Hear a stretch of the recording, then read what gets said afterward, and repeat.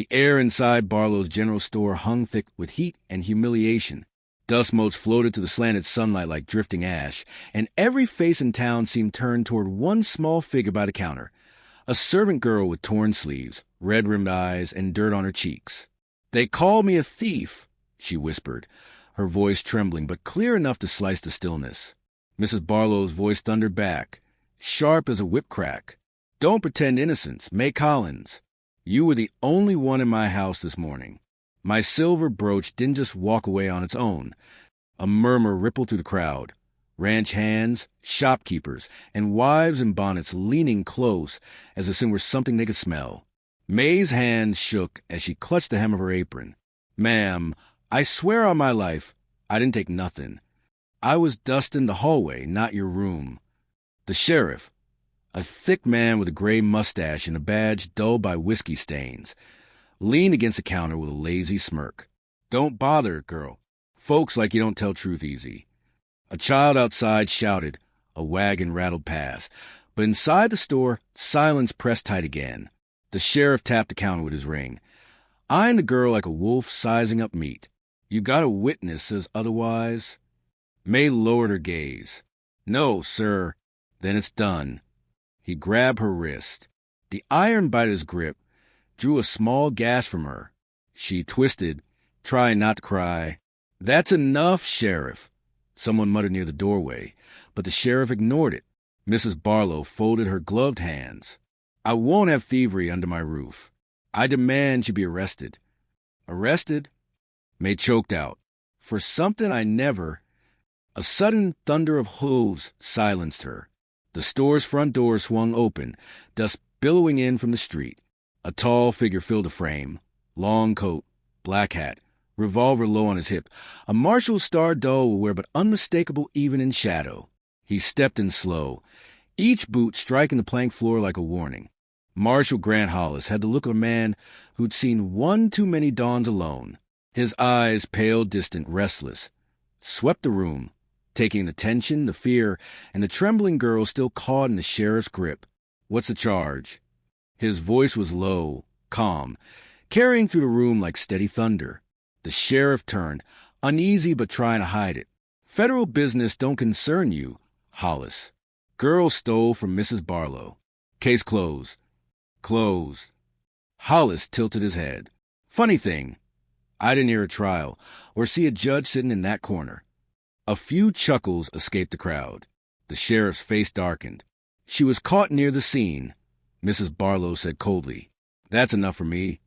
"Enough for you, maybe," the marshal said, stepping closer, "but not enough for the law." May looked up, startled. No one had spoken in her defense before. Hollis's eyes met hers for a moment, and she saw something rare in them. Not pity, but recognition. He turned back to the sheriff. "You question her?" "Didn't need to." "Then I'll do it." The sheriff bristled. "You overstepping."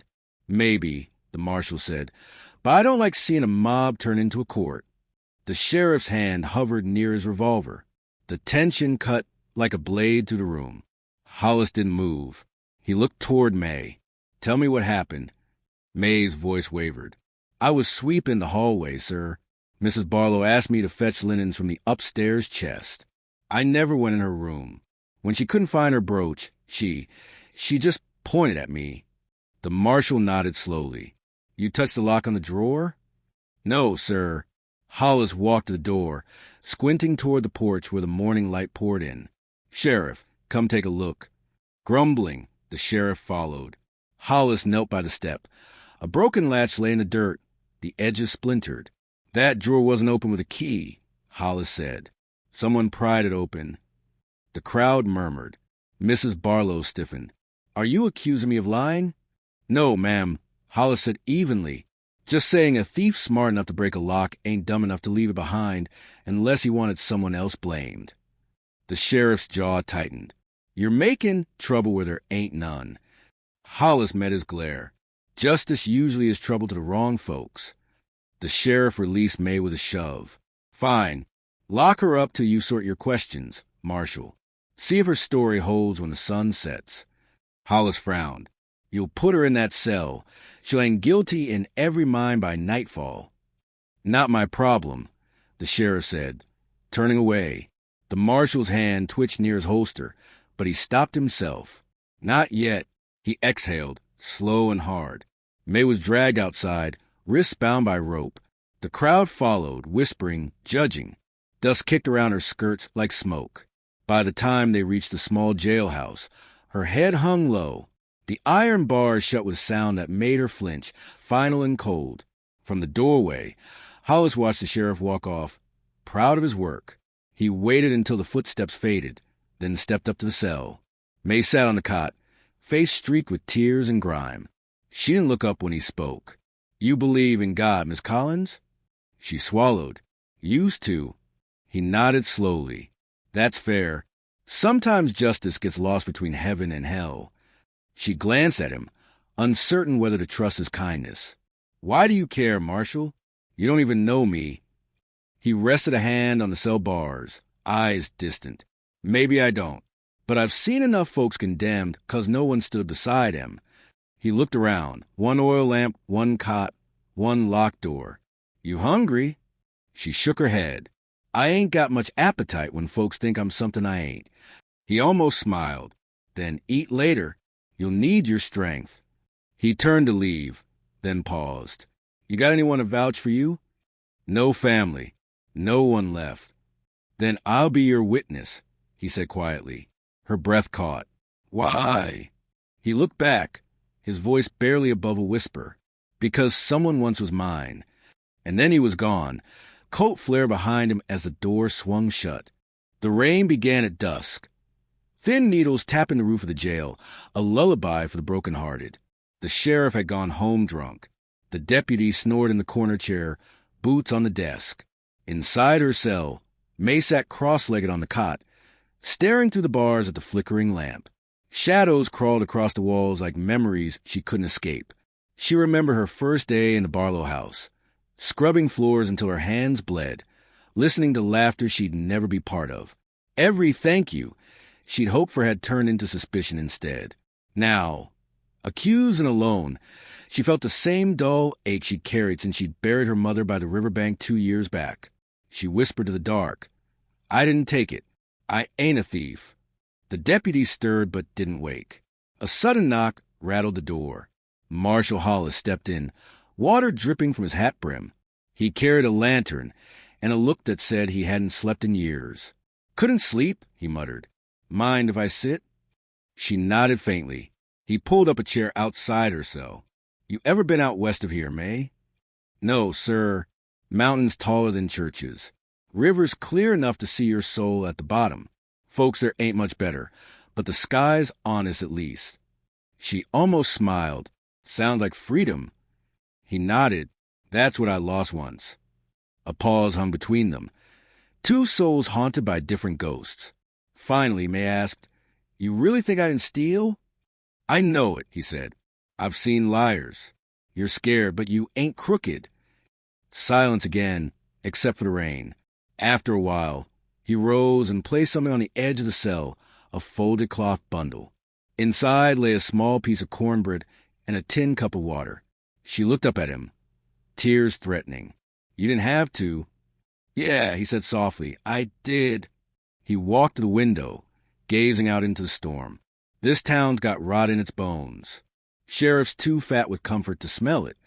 May frowned. You think he'd done it? I think he's part of something. Maybe that brooch is just the start.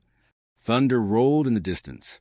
I'll find the truth, Hollis said, his voice low, almost to himself. Might be the only good thing I've done in a long while. He turned to leave, but May's voice stopped him. Marshal? Yeah. Thank you for believing me. He nodded once. Don't thank me yet. Then he stepped into the rain, his silhouette swallowed by the night. Inside, May clutched the cornbread to her chest like it was a promise. For the first time since her arrest, she dared to believe there might be a dawn after this darkness. The sound of thunder faded to a distant rumble, and she whispered to herself, He said he'll be my witness. The storm kept on, steady and relentless, as if the heavens themselves were waiting to see who'd stand when the light returned. Morning came slow over the town, pale light crawling across the wooden rooftops and empty street. The rain had passed, leaving behind puddles that caught the sunrise like pools of fire. Marshal Grant Hollis stood outside the jail, hat low, coffee cooling in his hand, watching the sheriff stride toward the office with that smug, self-satisfied swagger that made his stomach twist. Inside, May Collins sat awake, eyes red from a sleepless night, hands folded in her lap as though prayer might still count for something.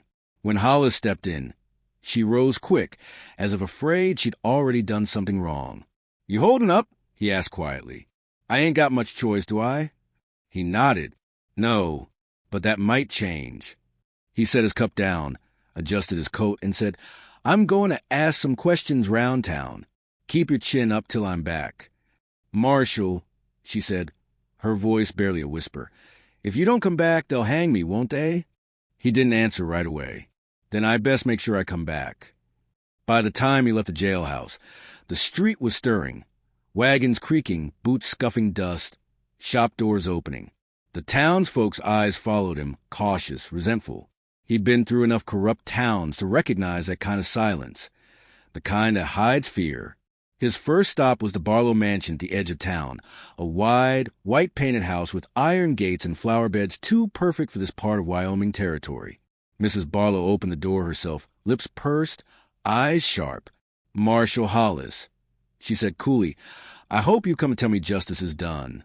"Not quite," he said. "Mind if I take a look around?"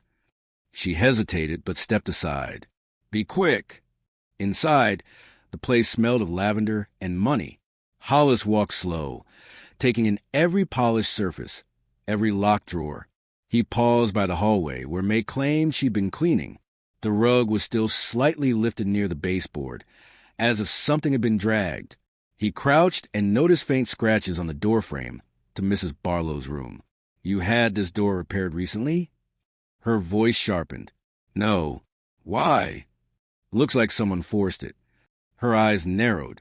"You're implying?" "I'm implying nothing. Just collecting facts." He turned and stepped out onto the back porch. Muddy footprints led down toward the corral. Small prints, narrower than May's work shoes. He knelt, brushed his fingers along one print, and found the edge of a cigar, but half buried in the mud. He rolled it between his fingers, recognizing the brand, the same kind the sheriff smoked, imported from St. Louis. By the time he returned to town, the sun was climbing higher, and the smell of breakfast drifted through the street. He headed straight for the sheriff's office. The man was there, boots on his desk, cleaning his revolver with lazy confidence. "You're early," the sheriff said, not looking up. "You were at the Barlow place last night?" Hollis asked. The sheriff chuckled. "Why, Marshal, you jealous? Can't a man visit decent folk?" "Depends on what he leaves behind," Hollis said, tossing a cigar but on the desk. The sheriff stared at it, expression tightening for half a second before the smirk returned. "You digging up trash, Hollis?" "Sometimes trash smells like truth." The sheriff's smile faded. "You pushed this too far. You'll regret it." Hollis leaned in close enough to smell the man's whiskey breath. "I've been regretting things my whole life. Another won't hurt." He turned to go, leaving the sheriff's glare burning holes in his back. By sundown, Hollis had ridden out past the town's edge, following a lead the deputy had whispered about. Something moving to the freight yard at night. Wagons that didn't belong to anyone. The sky was bruised purple, stars flickering through the clouds like cold embers. He tied his horse behind a haystack near the livery stable and waited. The air smelled of damp earth and mule sweat. Then came the sound, wagon wheels creaking, low voices arguing. He crept closer, hand on his revolver. Two men stood by the wagon, loading small crates marked with the Barlow crest. Inside one, he glimpsed polished silver and jewelry. Not just one brooch. Dozens. "Move fast," one man hissed. Sheriff wanted gone before dawn. Hollis's stomach turned. He cocked his gun and stepped from the shadows. "Evening, gentlemen." Both froze. One reached for his pistol. Hollis fired first. The shot echoed sharp and final. The second man bolted, stumbling into the dark. Hollis chased him, boots pounding mud, rain starting again in fine mist.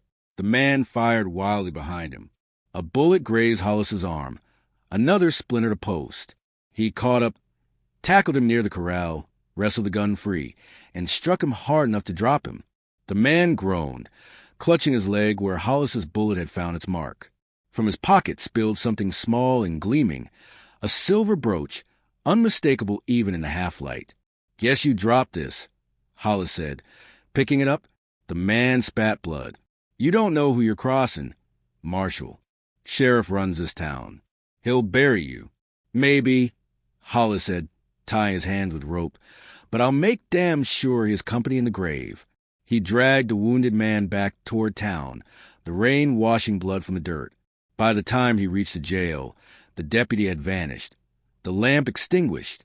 Hollis pushed open the door, half expecting the sheriff to be waiting, but only May sat upright in her cell, startled by his return. "Marshal, you're bleeding." He waved her concern off, set the wounded thief against the wall, and locked the door behind them. "Got something you should see." He held up the brooch. May gasped. "That's—" "Yours to clear your name," he said. Tears filled her eyes. "You found who did it?" "Not all of them, but I know who's behind it." He leaned against the bars, breathing heavy. "Sheriff's running, a smuggling line, silver jewelry, whatever he can move quiet. That brooch theft was just smoke to keep folks looking your way." May covered her mouth, shaking her head. "They'd hang me to hide their sin." "Yeah," he said softly. "They would." For a moment neither spoke. The rain outside grew heavier, drumming against the roof like a war march. Then she reached through the bars and took his hand. "You should run. They'll come for you next." He stared at their joined hands, her small, rough fingers against the scarred ones. "I've run long enough," he said. "Time I stood for something again." He let go, turned toward the desk, and began writing by lamplight, notes, names, the truth recorded while he still had breath to write it. She watched him, eyes wide, voice trembling. "Why were you helping me, Marshal?" "Really," he didn't look up. "I had a daughter once. She was 15 when the fever took her. You're about her age now. If she'd been here, I'd want someone to believe her too."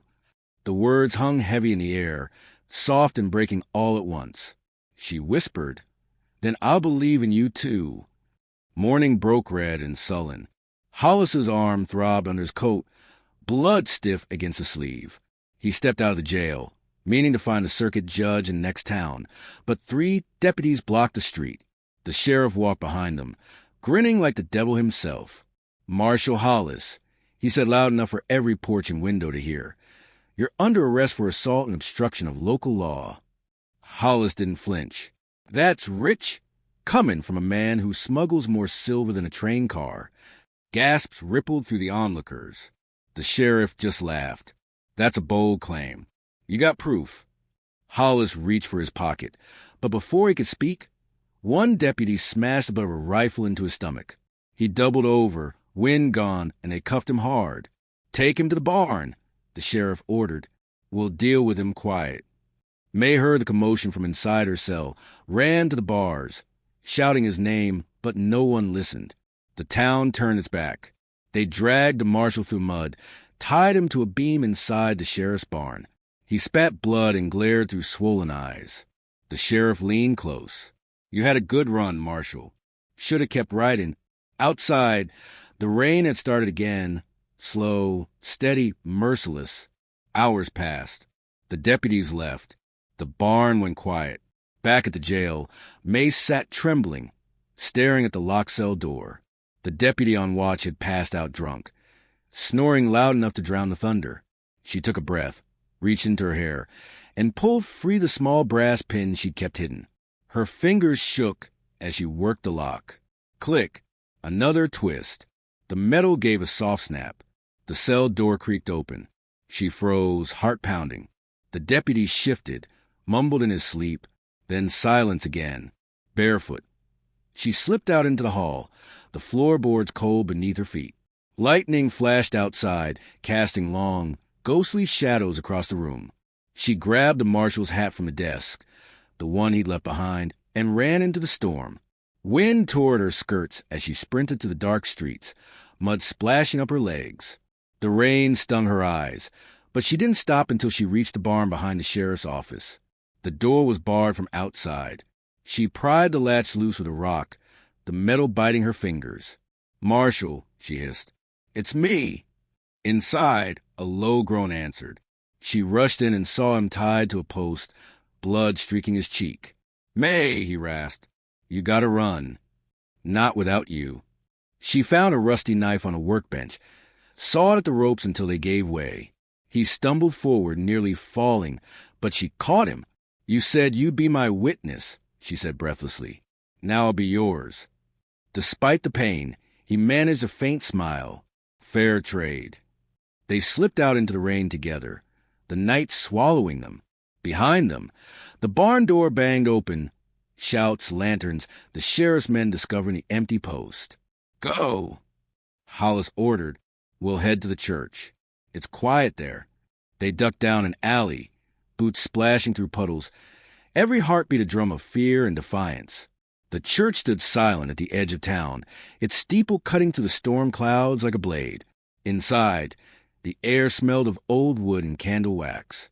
Hollis sank against a pew, catching his breath. May lit a lantern, hands trembling. "What now?" He wiped blood from his face. "Now we wait for dawn. And then we show this town what truth looks like." She looked at him, weary, battered, unbending, and felt something new rise in her chest. Not fear, not even hope, faith. Outside, thunder rolled over plains and the storm raged on. But inside that church, for the first time, May Collins wasn't the servant girl accused. She was a witness, and the marshal beside her, the one man who believed her, was willing to fight hell itself to make the town believe too. The canyon wind howled like a dying animal. Dust spun off the ridges and bit into their eyes as Cade led the mare down the narrow path. The storm had passed, but the world still trembled in its wake. The sky a bruised purple, the earth slick and raw. Anna's dress was torn to the knees, her hands blistered from clutching the reins. Yet she said nothing, not a word since they left the ridge. Cade stopped by a shallow creek, cutting through the canyon floor. He dismounted, boots sinking into the wet clay. "We rest here," he said. His voice carried the weight of a man who hadn't slept in days. "Won't be long before Hollister's men follow." Anna slid off the saddle. Her legs wobbled, but she steadied herself. "You think he'll come this far?" she asked, her voice low. "He'll come," Cade replied, crouching by the water. "That man's pride runs deeper than this canyon." He looked up at her. "He needs someone to hang for the theft, and for what I did." "You didn't do anything wrong," she said, stepping closer. "You tried to stop them." Cade gave a faint, tired smile. "In this territory, try don't count for much. Only results do." He tore a strip of cloth from his sleeve, dipped it in the creek, and handed it to her. "For your face." She took it, pressing it against a scrape near her cheekbone. Her hands trembled. "Marshal," she whispered, "why'd you believe me? You didn't even know me." He leaned against the saddle, eyes fixed on the horizon. "I've seen liars, Anna. Seen guilt in men's eyes when they try to hide it. You didn't have that. You had something else. Fear, maybe, but not guilt." He paused. "And maybe I was tired of watching good folks get buried for someone else's sins." For a moment, the only sound was the wind sighing through the canyon. Anna knelt by the water, washing her hands. "They said I stole from the man who owned me," she murmured. "Said I took his gold, his ring. Truth is, he took everything first." Cade watched her, the calm strength behind the hurt. "You don't owe me your story," he said softly. "I reckon I do," she answered. "If you're risking your badge for me." She looked up, eyes shining through the dust. "He promised freedom if I stayed loyal. Promised I could earn my way out. But when I said I was leaving, he called me a thief and sent men to chase me down. Said no servant leaves a man like him clean." Her voice cracked, but she didn't cry. The restraint in her tone hurt more than tears could. Cade's jaw tightened. "Then that's what will change," he said. "Tomorrow we ride to Silverton. Judge Wilcox owes me a favor. We'll put before him." "And if you don't believe us," she asked. "Then I'll make him," Cade said simply. Anna almost smiled, almost. You talk like a man who's got nothing left to lose. He gave a small laugh. That's the only kind worth listening to. The sound of a distant echo made them both turn. Hooves. Far away, faint but steady, closing in. Cade drew his coat from the holster. Checked the chamber. They're closer than I hoped, he said. We move. Anna mounted the mare as Cade scanned the ridge. Take the narrow trail up the east side, he said. Stay low. I'll draw them off. She shook her head.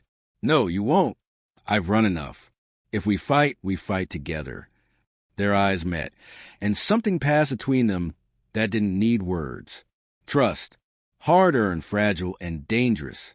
Cade gave a nod, the smallest of smiles ghosting across his face. All right, girl. Together. They took positions behind a cluster of rocks overlooking the lower canyon. Cade could see 3 riders approaching, Hollister's men. He recognized the lead one, Burke, a bounty hound who'd sell his own kin for a coin. The man's voice carried through the canyon like gravel. Marshal Cade, you're harboring a wanted thief. Turn her over, and maybe the law will forgive your foolishness. Cade called back. You want her, Burke? Come, take her. Burke spat. Don't mind if I do. The first shot cracked the silence. A slug struck the stone near Anna's shoulder, spraying chips into the air. Cade fired back, fast and clean. One of the riders fell. The canyon erupted with gunfire, echoes bouncing like thunder. Anna grabbed Cade's spare rifle, steadying her breath the way he'd taught her the night before. She fired once.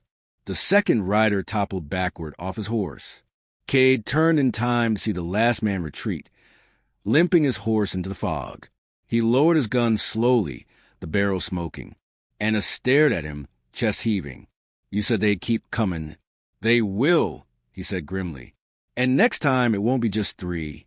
He looked toward the east, where the sky was bleeding orange over the horizon. We ride at dawn, he said. One way or another, we ended in Silverton. By noon the next day, Silverton was awake with rumor. The marshal and his fugitive had ridden straight into town, down the main street where every eye turned and every whisper followed. Cade didn't flinch. Anna rode beside him, chin lifted, hair tangled but her back straight as a fence post. The gold ring that once damned her hung on a cord around her neck, proof and burden both. They dismounted before the courthouse. Cade handed the reins to a boy, then faced the steps. Stay behind me, he said.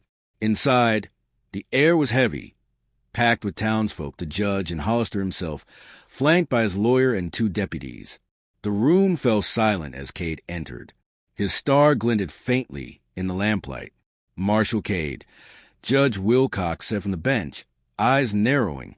You've come back with trouble at your heels, I see. Just the truth, Judge, Cade said evenly, and someone who deserves to be heard. Hollister leaned forward, his voice smooth as oil. Theft's a simple matter, Your Honor. She stole gold and fled my property. The marshal's gone soft for a pretty face. That's all. Anna's hands clenched at her sides. Cade stepped forward. You've got a big tongue, Hollister. Let's see if it still moves after this. He pulled a pouch from his coat, the same one Hollister claimed she'd stolen. He tossed it onto the table before the judge. Coin spilled out, dull and unshining. Count 'em. Not gold. Brass. Painted to look like the real thing. A ripple ran through the courtroom. Cade continued. This man's been running counterfeit through his ranch, buying supplies with false coin. When Anna found out, he needed a scapegoat. She was the only one without a voice in this town. Hollister's face went red. You can't prove that. Cade turned to Anna. Tell him what you told me. Her throat worked before she spoke. He made me carry the pouches. Said they were payment. But one night I heard him talking. Bragged Jin that no one ever find out. She reached into her satchel and pulled out a torn ledger. I took this before I ran. Names, trades, dates. He wrote it all down. The judge leaned forward, taking the ledger. You brought this here willingly? Yes, sir, she said. Wilcox flipped through it, then looked up. Marshal Cade, this is strong evidence. You're vouching for this girl. With my badge of my life, Cade said. Hollister Bart, this is a lie. You're finished. Cade, you've turned outlaw for a servant girl. Cade's eyes narrowed. Maybe, but at least I turned toward the truth. The room stirred again, voices whispering. A deputy stepping forward uncertainly. Then Burke's voice came from the back, rough and uncertain.